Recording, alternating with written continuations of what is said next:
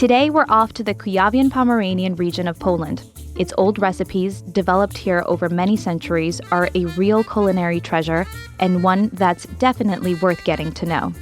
Today, we'll explore the central northern region of Poland through its capital city, Toruń, the birthplace of the famous astronomer Nicolaus Copernicus, capital of Poland's famous gingerbread, and an old center of Teutonic history.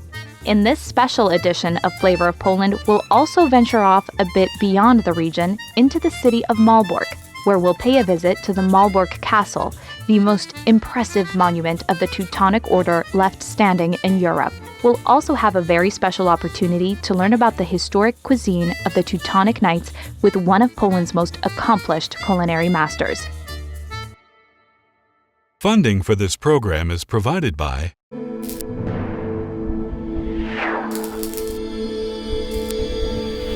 Polish and Slavic Federal Credit Union. Our credit union is more than a bank. Baron Chocolatier. LOT Polish Airlines offers non-stop flights from the United States to Europe via Poland or Hungary. Luggage, hot meals and drinks are all included. The in-flight entertainment system gives you access to a wide variety of movies and cartoons. Be our guest. LOT Polish Airlines, a Star Alliance member. Ernest Rust. Kitchens, wardrobes, interiors. Welcome to Flavor of Poland.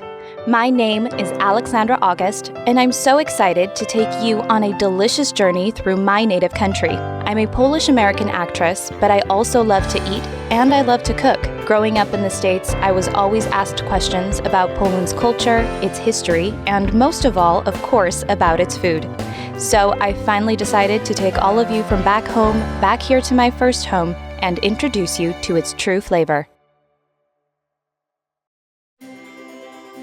Today, we're off to the Kuyavian-Pomeranian region to explore the beautiful medieval city of Toruń. There is no doubt that the Teutonic Knights' reign is an epic element of Europe's medieval history. And in today's episode of Flavor of Poland, we'll have the unique opportunity to explore the traces that this history left upon Poland. Toruń is one of the oldest Polish cities. It received city rights in 1233. In the times of the Polish-Lithuanian Commonwealth, Toruń was one of the largest and richest cities, a royal and Hanseatic city with autonomous political rights, including the right to participate in the act of choosing the king. When visiting Toruń, it's best to begin with the beautiful Old Town Market Square, which holds numerous monuments, witnesses of the city's former glory and power. Beautiful tenement houses reflecting Gothic, Renaissance, Mannerist, and Baroque styles of architecture line the streets of both the Old Town and New Town squares. The biggest tourist attraction of Toruń is its medieval city complex, made of the Old Town and New Town neighborhoods, as well as the Teutonic Castle. In 1997, this Toruń complex was listed as a UNESCO World Heritage Site, which says a lot about its worldwide ranking and historical value. Copernicus, as we all know, earned world renown for his revolutionary discoveries about our solar system. In case you don't remember from history or science class, he was the first to pose the theory that the Earth and other planets revolve around the Sun, which he documented in his groundbreaking book, The Revolutions of the Celestial Spheres. Known as the heliocentric theory, at the time of its publishing, it caused a scientific revolution and a great disruption to common religious belief. Today, centuries after his death, Copernicus's findings are an obvious fact and an accomplishment which has earned him a place among the most outstanding scientists in the history of mankind. Perhaps no other local of Toruń is better remembered or more historically important than Nicolaus Copernicus. The famous astronomer was a resident of Toruń, born here on February 19, 1473, on St. Anna Street. Today, that address is number 17 Kopernik Street, and it houses a museum that honors the astronomer's life, work, and legacy.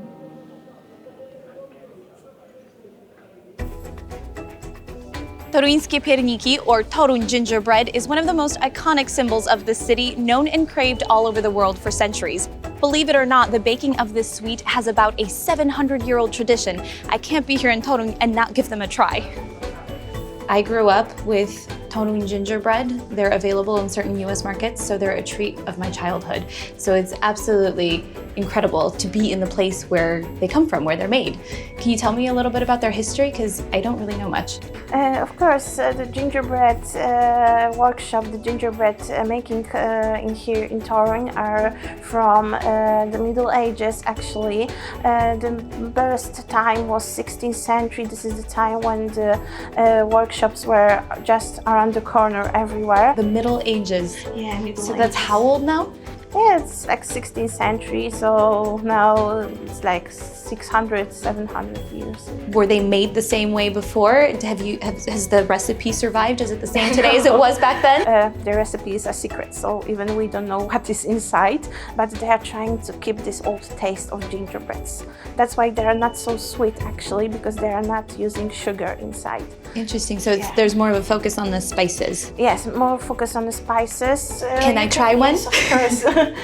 Actually, in the recipes, in the history, they were using 7 spices to gingerbreads. This is nutmeg, cloves, anise, cardamom, cinnamon, ginger, and black pepper.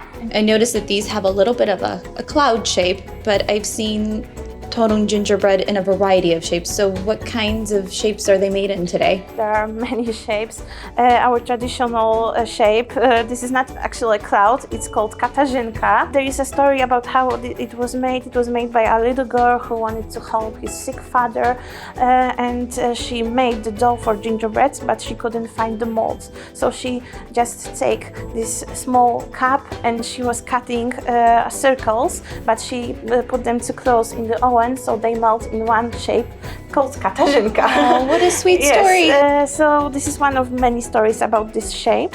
Well, they were a part of my childhood too, and I've always loved them. Now I love them even more. Okay, so now we will prepare a traditional decoration gingerbread. So first thing we need to do is to prepare our mold. Okay. We need a little bit of oil because dough can stick to it, so you can take a brush, so only to be shiny, like this. Okay, so now the second thing we need to do is to prepare our dough.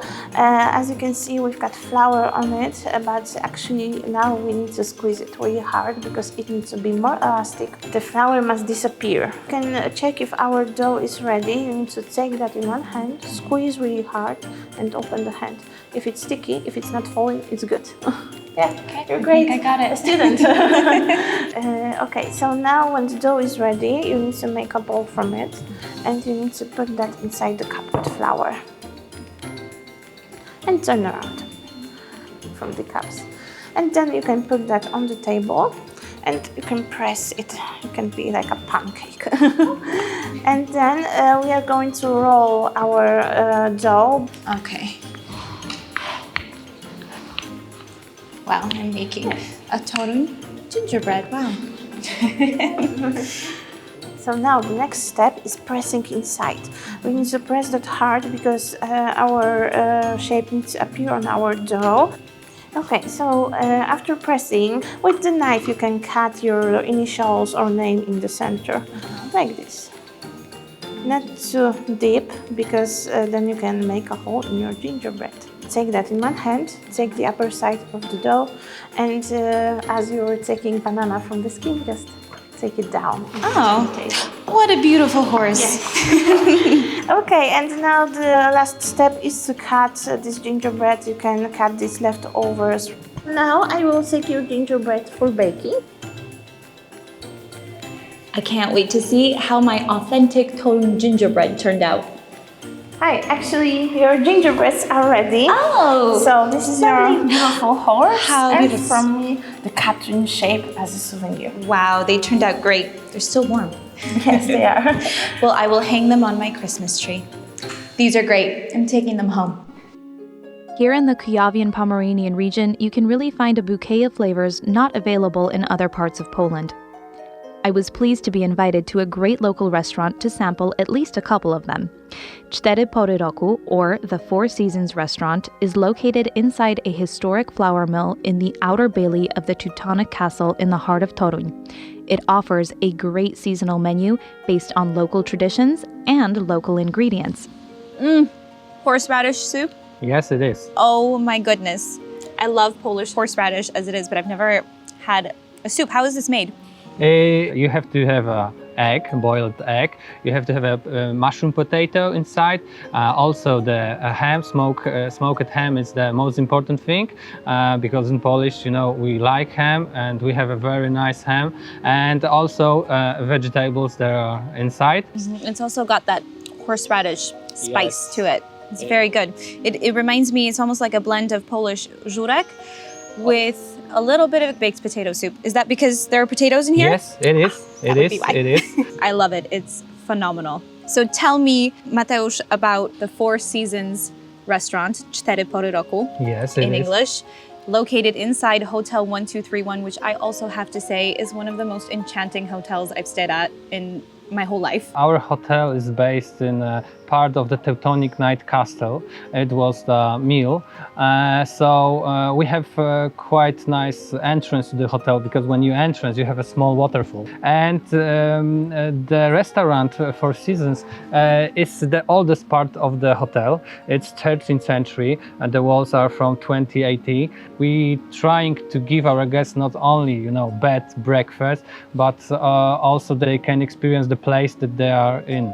So when you open the window and you can see the ruins of the castles, it's quite nice to wake up and hear the waterfall. It's outside, so the people quite like it, I have to say. When you come here, you really feel like you're drawn into the reality of another time. What's the connection between the Teutonic Knights and the red brick? So before they came, it was a wooden village. Yeah, Torun was a wooden village, and it's 1231. They came here. So this is the name. Oh, the first Teutonic Knights came in 1231 to the Toruń, and they start to change the wooden village to the real city because they have knowledge. They know how to do it. And they start to do it with the red brick. I'm going to have to try and recreate this at home. It's not going to be the same, but... I cross my finger for you. Please do. Wow, what an elegant dish. So this is the famous Kuyavian-Pomeranian goose meat. Yes, it is. Wow. We have a goose, of course, with asparagus. We have barley with bacon. Quite nice composition, I think. My mouth is watering, I'll dig in. And red Polish wine. Oh, of course. Cheers. Cheers. Before we begin. Na zdrowie. Na zdrowie. Good wine. Yet another great Polish wine. Enjoy. Thank you. Smacznego. Wow. Very rich meat. Yes. And I think delicate also. The Polish goose meat goes around the whole Europe, so we are the first, the number one if we are talking about the production of the meat of the goose. So we know what we are doing. I came to the right place to sample goose meat then. Yes. My visit to the city of Toruń was a fascinating walk back into the history of the Teutonic Knights here in Poland and so much more. I also find that it's one of the most elegant cities I've seen in Poland so far, and I think that this goose meat dish was the perfect final touch. While touring the beautiful city of Toruń, I learned from the locals about a U.S. military base located in the area. Excited about this fact, I decided to pay my fellow Americans a visit and ask them about their impressions of the local cuisine. Hello, guys. How do you guys like Poland so far? It's great, beautiful, modern, really enjoying it. Have you had a chance to try its food? Yes, we enjoy it on the weekend. Awesome. What's your favorite dish so far? My most interesting dish was deer steak. Deer steak. But pierogies are definitely up there as well. Żurek is very good, but I think there's a lot of modern food too. Went to Restaurant Week a few weeks back to Gdansk, and it was just amazing. Fish, seafood, soup. It was very enjoyable. Yeah, there's a lot to taste here, so keep sampling because it's all delicious. But most importantly, how well are you doing with your Polish? Trochę mówię po polsku. Trochę mówisz po polsku, super. Thank you for your service, and it's lovely to find you here in Poland.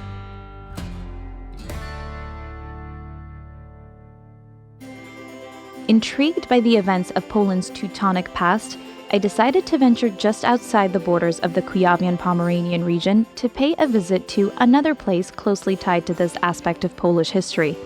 That place is the city of Malbork, home to the famous Malbork Castle, one of the grandest remnants of the Teutonic order and one of Poland's most impressive monuments. The Malbork Castle is the most powerful medieval fortress left standing in Europe. Its picturesque location on the Nogat River, a complex of 3 castles, was for 150 years the capital of the Teutonic state. The beginnings of the castle's history reach back to the second half of the 13th century. From 1309, Malbork was the seat of the Grand Masters of the Teutonic order and the capital of one of the most powerful countries of medieval Europe. The Teutonic Castle in Malbork is the largest Gothic castle complex in the world, with an area of approximately 21 hectares. It is a masterpiece of both defensive and residential architecture of the late medieval period. It's no surprise that in 1997, the Malbork Castle was entered on the prestigious UNESCO World Cultural Heritage List. The whole complex of the Malbork Castle is massive. To tour here, among other objects, are the High Castle, the Middle Castle, and the Palace of the Grand Masters. In addition to many rooms, chambers, bedrooms, corridors, or utility rooms, you can also explore some interesting exhibitions. The complex is filled with historic artifacts, and not just those featured in glass cases. Countless paintings, statues, weapons, and furniture pieces are displayed throughout the castle's numerous chambers. I think a visit to the Gothic cafe and restaurant would be the perfect complement to my visit to the Malbork Castle. I hear that the chef and his team inside offer a true sample of the culinary taste of the Teutonic Grand Masters. Bogdan, you are the head chef and co-owner of the Gothic restaurant inside the Teutonic Knights Castle in Malbork. This place alone is a spectacle of history, and I've heard that what you do is a reflection of that. So can you tell me a little bit about your work? We try to show how important the food was and how top quality the food was in the medieval time, and how much money the Grand Master spent for food, for ingredients, for China, for everything what we need to show the powerful of this place.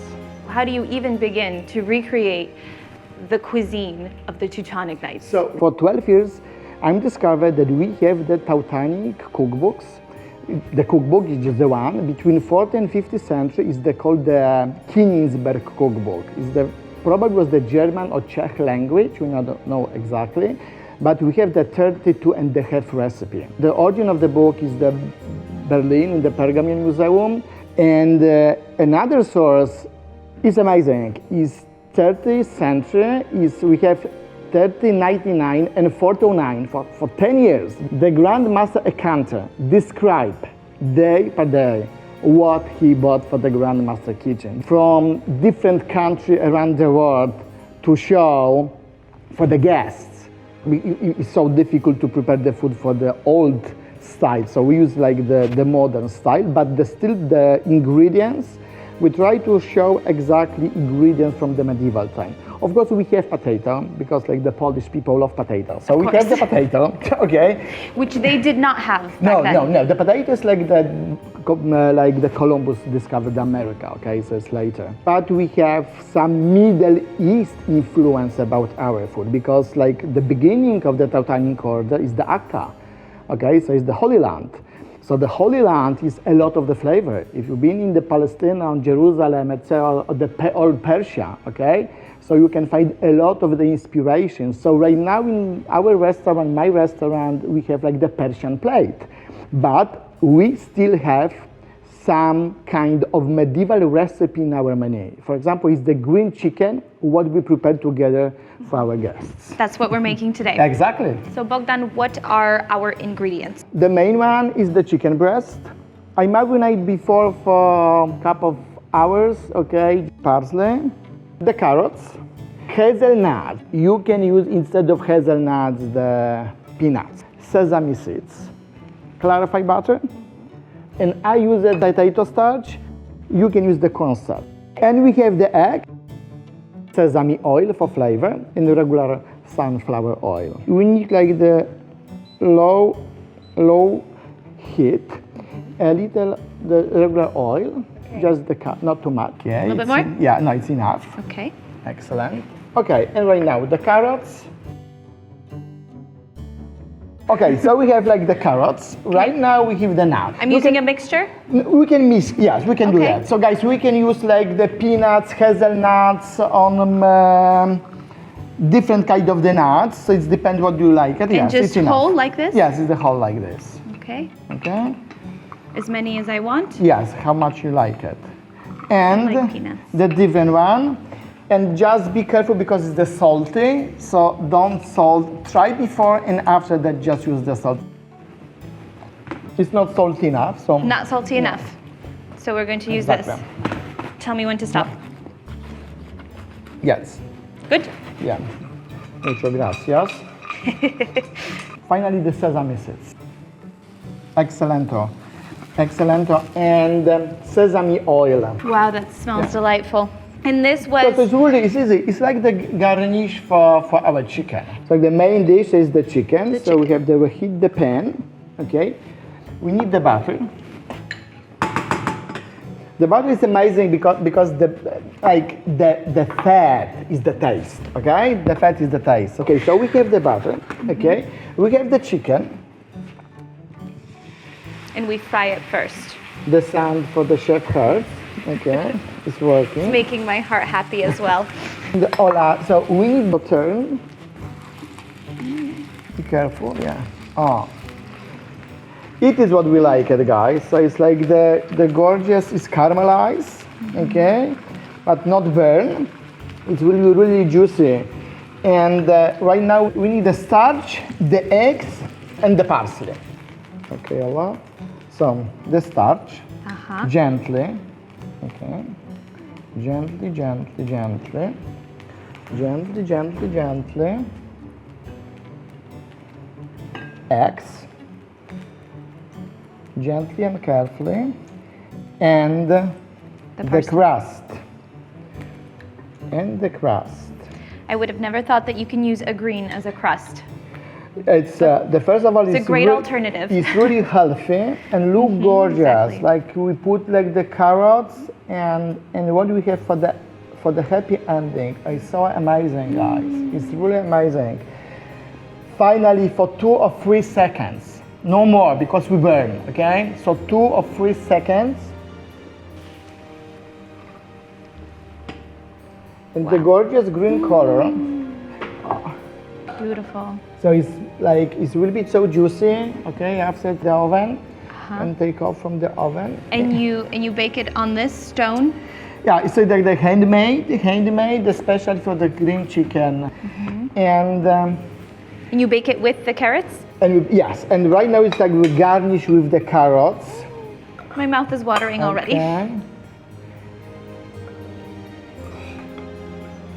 And now, as a final step, we'll place this into the oven for 15 minutes. Your oven should be set to 350 degrees Fahrenheit, right? Exactly. And voila, ladies and gentlemen, so it's like the 100% the medieval one. A masterpiece. Yes, it is. I hope it tastes much better. I'm sure it's going to taste exactly how it looks, or maybe even better. The green chicken is A taste of heaven. Taste of heaven, exactly. And it's why the food was so important. When I know like the teachers very often in the school say that the food in the medieval time, it was untasty, it was so fat, it was, it's not so good quality. Really, really it's not true. The rich people always have enough money for the top quality of food, okay? So they don't need like the bad quality of food. When we try to compare the Wawel and Malbork Castle, okay, it's just 300 kilometers. It's the completely different ideas about the cooking. And when you try my green chicken, it's the time to drink something. The Grand Master Chef ordered for the Grand Master table the wine from Bordeaux.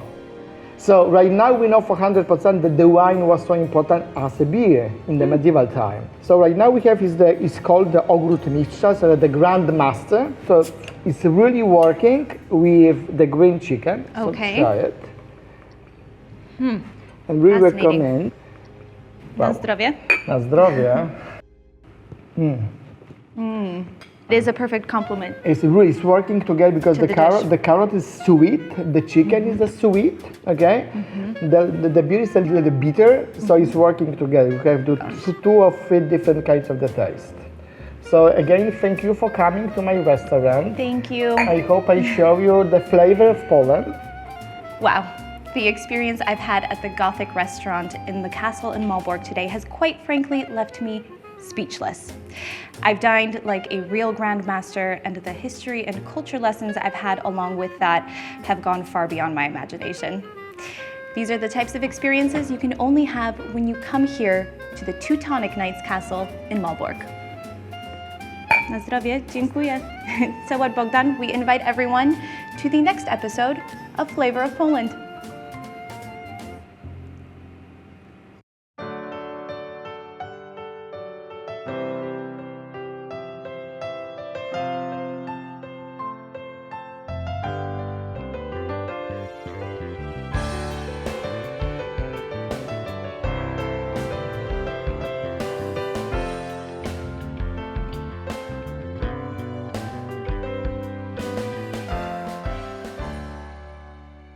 Funding for this program is provided by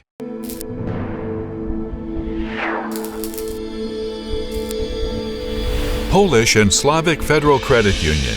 Our credit union is more than a bank. Baron Chocolatier. Lot Polish Airlines offers non-stop flights from the United States to Europe via Poland or Hungary. Luggage, hot meals and drinks are all included. The in-flight entertainment system gives you access to a wide variety of movies and cartoons. Be our guest. Lot Polish Airlines, a Star Alliance member. Ernest Rust. Kitchens, wardrobes, interiors.